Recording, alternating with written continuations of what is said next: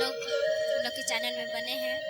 और ये जो मैं वीडियो कल आप लोग को दूंगी वो वीडियो है, ये गाना लिखी गई है, निर्मला नायक गाई है और उसका गाना बहुत ही अच्छा है। ये बोल बहुत ही सुंदर सुंदर उसने लिखी है, अपने समाज अपने द्वारा लिखी है।